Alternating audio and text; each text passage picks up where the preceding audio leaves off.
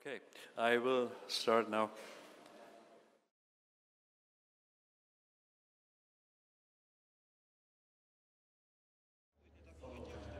I won't have that much of a text, mostly images, so you just follow my story, trying to catch the sense of my idea. I'm not a historian of architecture. I'm a journalist, and looking at reality, how the history was evolving on the territory of the ex-USSR, we can make certain notes. As a journalist, I was traveling around CS country for 30 years, and ex-Soviet Republic, and I witnessed a very complicated process of transformation, viewing formations of new societies in many of these countries. What are their specific cultures? What memories of the past are forming our national identity? Who were heroes? Who were our protagonists? And who were adversaries? 8 or almost 9 dozens of years of Soviet history. We know about this time from books, from films, from plays, but we know also about this period through its material, tangible legacy, otherwise monuments and buildings. So, if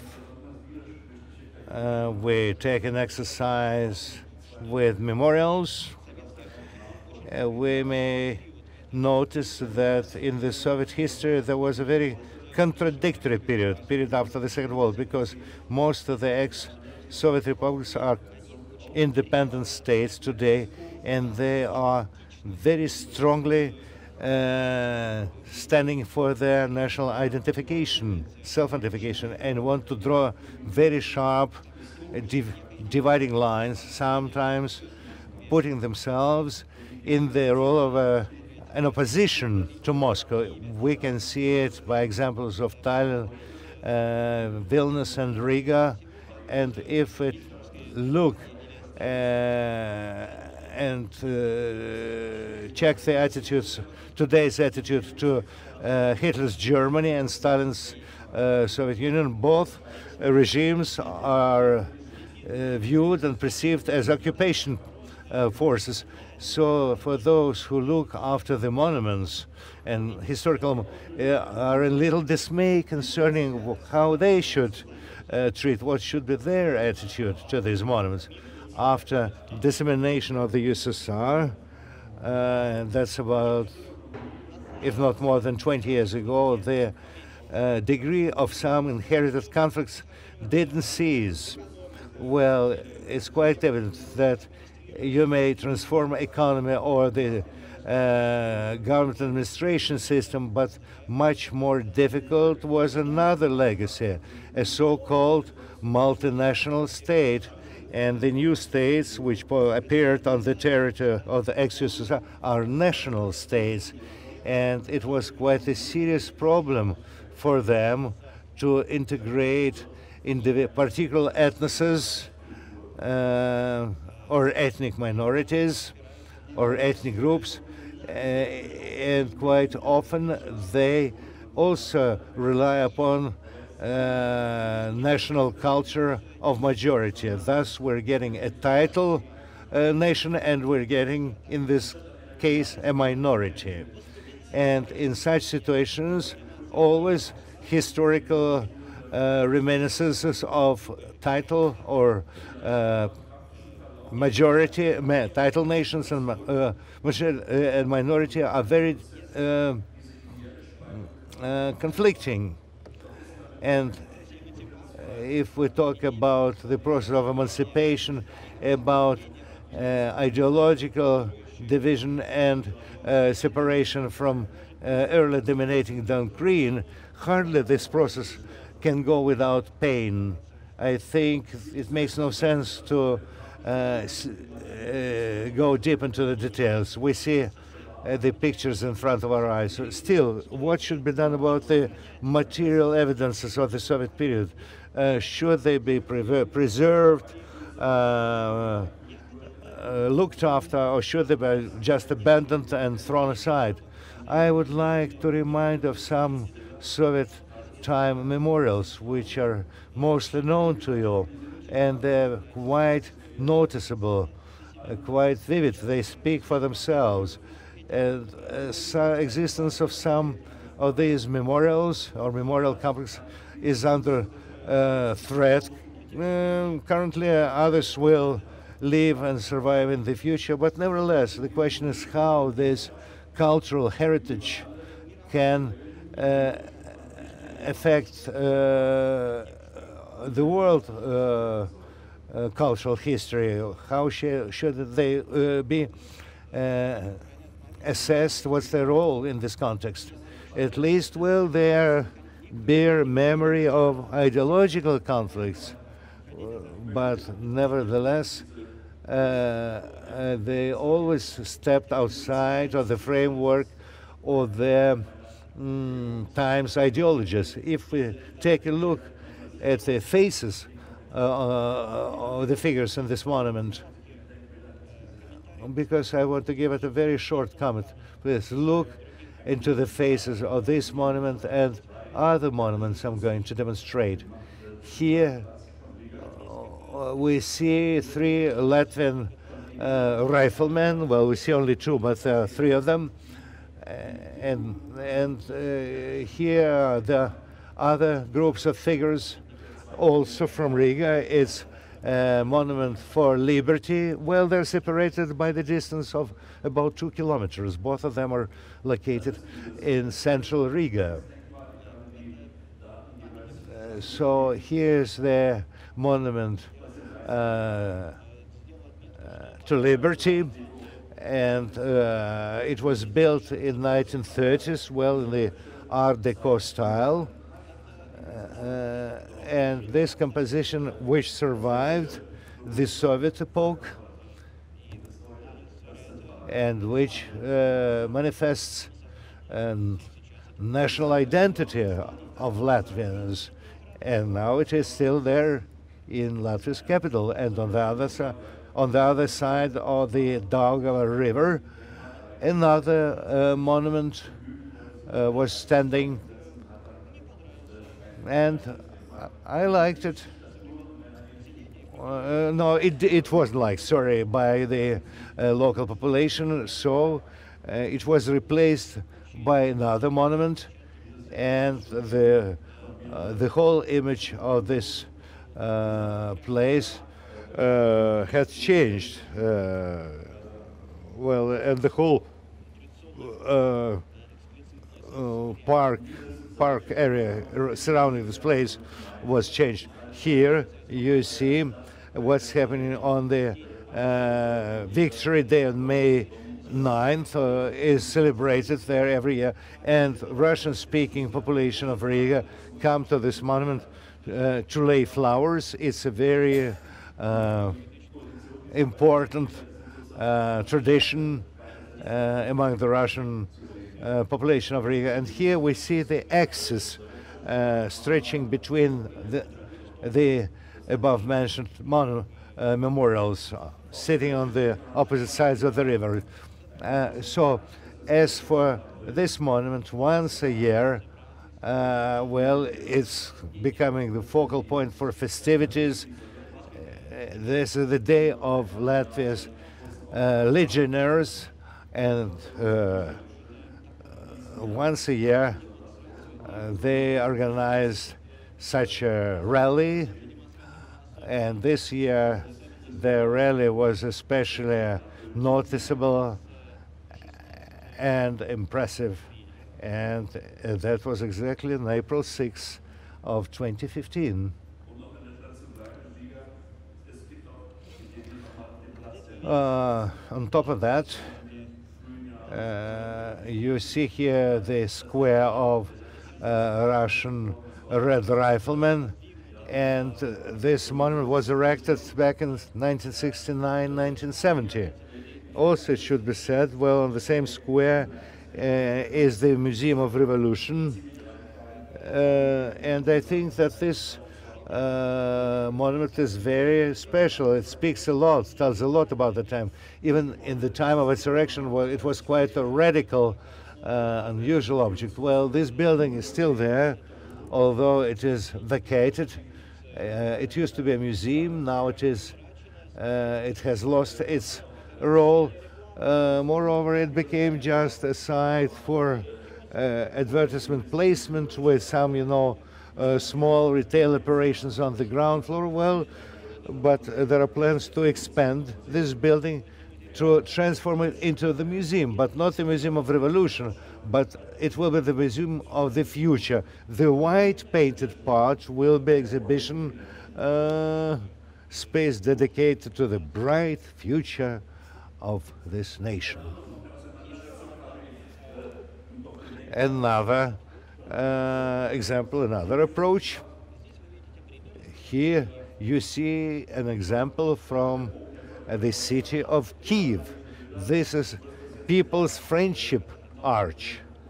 And here it should be said in this respect that back in 2002, 2003, that's when these photographs were taken, even long before this kind of worrisome events of the recent time. So if we take a look at this arch, then you direct your eyes towards east, otherwise in direction of Moscow or Donbass.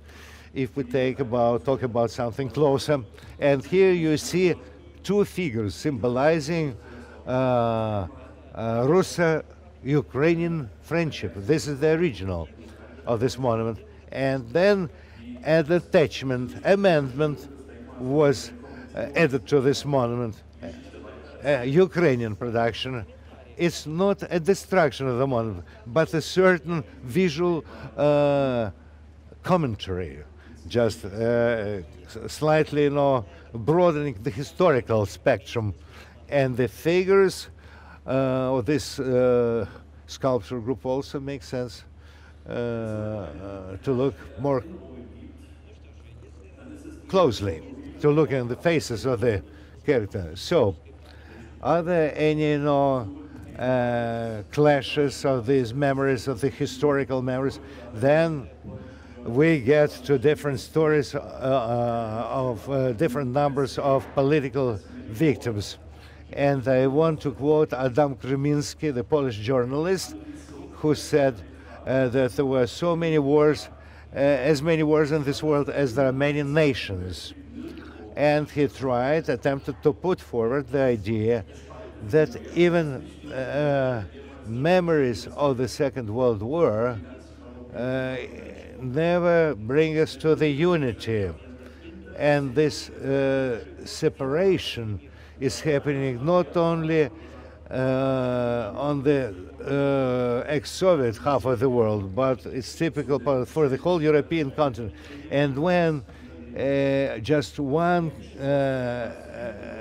memory is dominating in the society, well, we're getting a phenomenon, some kind of, which Krzyminski called hegemonic enterprise, where any other perception or perception is simply blocked. How to find out of this kind of stalemate?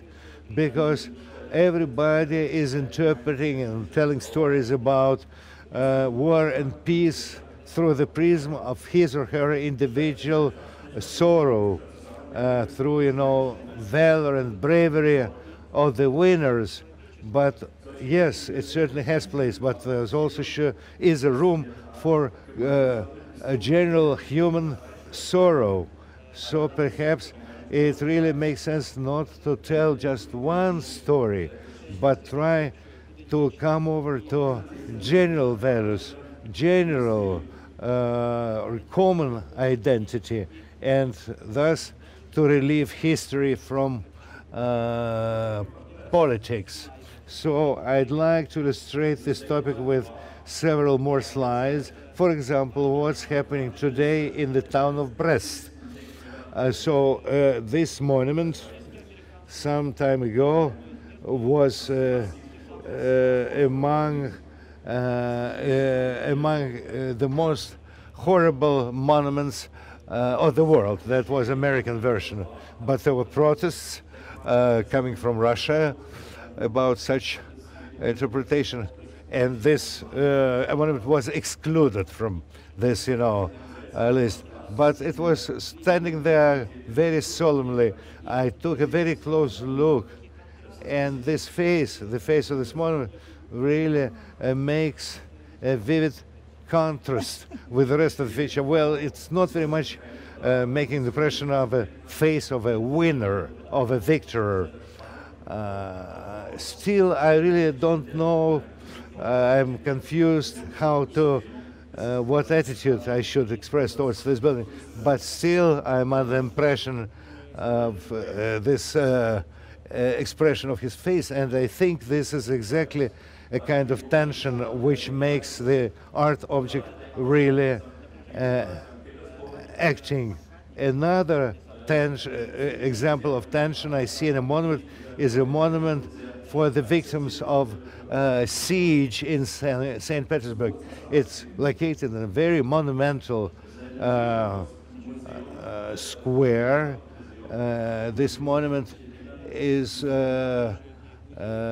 frequently visited because this is also a museum with a very unusual form, architectural form, and the form is extending a theme of this museum.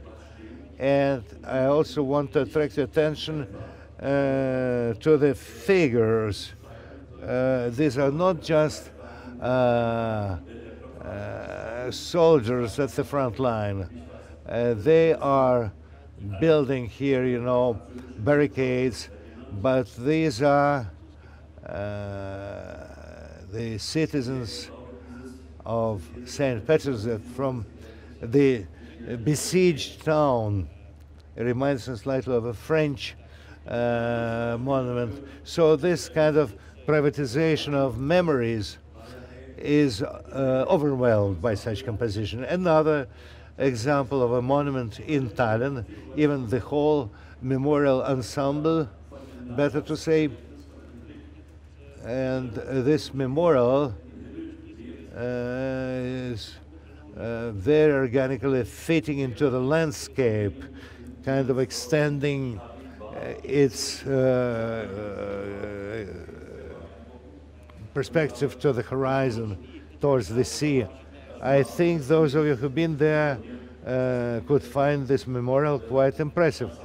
I had taken this picture from the web. It's not my picture, but unfortunately now this monument is in a very miserable condition because it's not properly treated as a monument. Although I want to mention that there was some attachment recently built next to this memorial, and that concerns German wartime burial places, German war cemetery. And this is another example how a political tension can be relieved if we talk in the context of memorials. And everybody who is following world trends of development becomes evident that the struggle of ex-Soviet republics for their national identity is going on, and still, well, the tensions are still very heated and agitated, and quite evident that ideology is quite often still used as an instrument which puts under danger, under blow, many of these monuments. Many tell them about the kind of insufficient, imperfect, but I still believe that monuments should be seen within their cultural context. You can't make a kind of divided or narrow judgment about memorials and its artistic value. This is a monument dedicated to the fighters of the ghetto. I don't think anybody would be able to make something like this today, but I think there is no question arise concerning artistic value of Nathan Rappaport. Something also can be said about this monument in the city of Rotterdam, because you see, this monument overwhelms. You forget about, the back sitting high-rise, and it became some kind of consolidated tangible memory of the war, or a war memorial in Washington, D.C. Hardly somebody ever will repeat or apply the same approach, but that's definitely a cultural landstone, or this monument also, which should be recalled.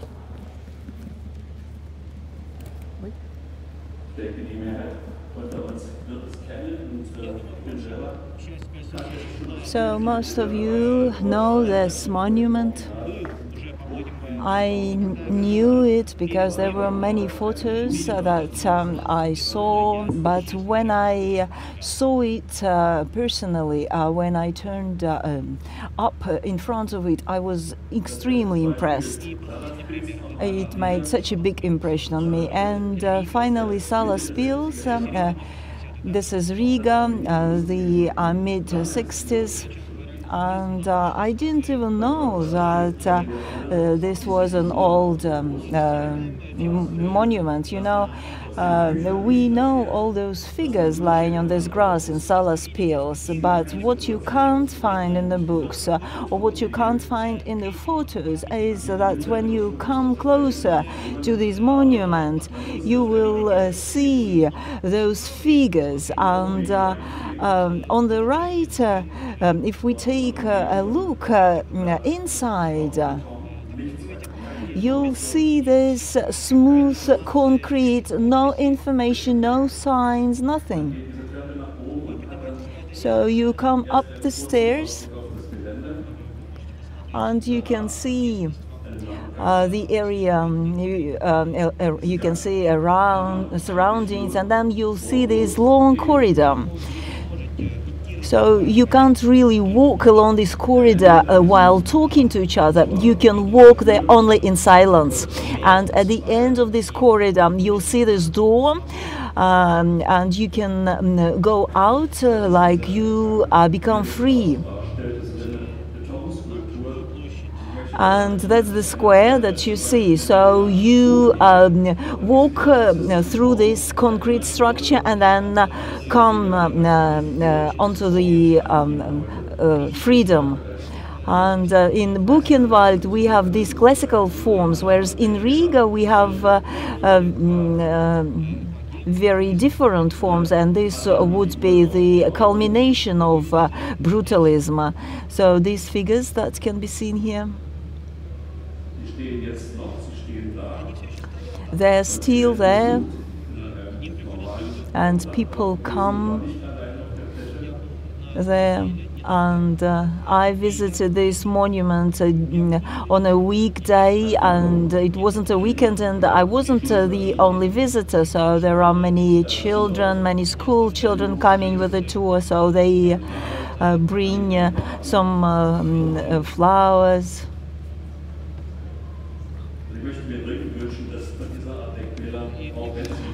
And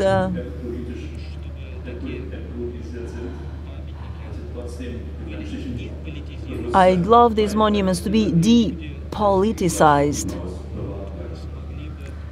so that people could appreciate them even many generations afterwards. So, okay, I'll ask you in English. So I think that the Salas Pils Memorial is more about to the all victims of violence, of state violence. So it's so much for the victims of the Nazis as for the Gulag. It's very important for the 60s, and one of the original authors of the sculptures, or maybe even of the whole idea, was Ernst Neizvestny. And when you look at the images inside the museums, you said there is no inscriptions, no commentary, but there are drawings.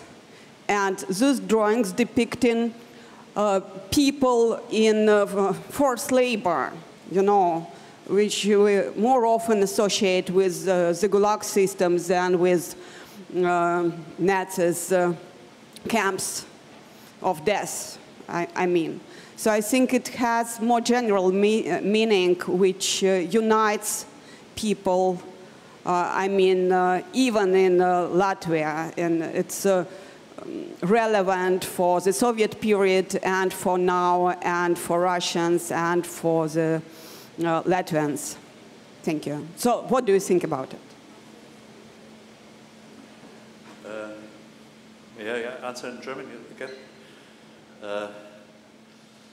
Es findet eine Differenzierung in der Geschichtsarbeit, auch in Lettland und in den anderen Ländern statt.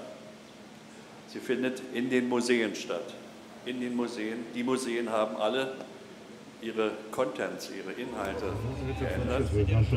So actually, different collections in different museums have changed their concepts. For example, the Museum of Red Rifleman has become empty because this was the Museum of Occupations, occupations in plural form, not just one occupation. So the museums have different layout, and speaking about works of art, those monuments appeal to people as value. So they don't just provide this ideological connotation. So it's very, it would be good if we remember about those Soviet monuments in this context in particular. Тут есть микрофон, спасибо. Вы во время своего выступления So during your talk, you focused on the policies several times. So politics often becomes a factor that destroys monuments. And today we often come across with a situation when the monuments become part of the activists' agenda and part of hostility between different ethnic groups and different nations. So those changes that you have described were noticed not by just historians, because it's also very relevant for wider population, for the public at large. So what kind of constructs are there? What kind of social structures that can help the public at large attract into this discussion?